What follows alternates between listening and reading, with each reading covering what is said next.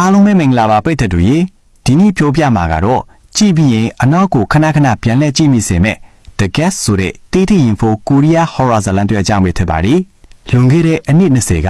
ကင်းကြီးရွာလေးတစ်ရွာကိုပင်လေရေတွေကနေပတ်စုံတိုတို့ခေါ်တဲ့ဝိညာဉ်ဆိုးကြီးတစ်ကောင်ရောက်လာခဲ့တယ်အဲ့ဒီဝိညာဉ်ဆိုးကလူတို့ရဲ့ရင်ထဲမှာရှိတဲ့အမုန်းတရားနဲ့အာဃာတတွေကိုအသုံးချပြီးပူးကပ်ပြတာပိုကြောက်ဖို့ကောင်းတာကပူးခံရတဲ့လူဟာစိတ်တစားဝေဒနာရှင်လို့ထစ်သွားပြီးမိသားစုဝင်အချင်းချင်းကိုတွေးရင်းနဲ့ရဲတဲ့ဆက်ဆက်တက်ခိုင်တာပဲ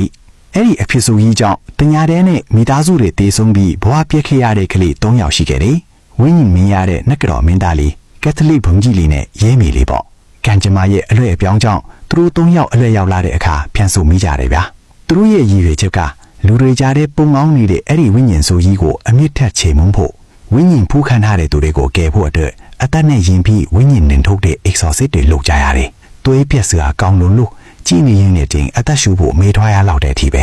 ဒီဇလန်ကကြောက်စရာကောင်းယုံတင်မအောင်ပါဘူးတကယ်တော့ဝိညာဉ်ဆိုးတွေထက်ပိုပြီးကြောက်ဖို့ကောင်းတာကလူတွေရဲ့စိတ်ထဲမှာရှိတဲ့အာဃာတဒေါသနဲ့မနာလိုမှုတွေပဲဆိုတာကိုဖျားထွားတာပါကိုယ်စိတ်ကိုမထိန်နိုင်ရင်ကိုယ်တိုင်လည်းဝိညာဉ်ဆိုးထစ်ထွားနိုင်တယ်လေ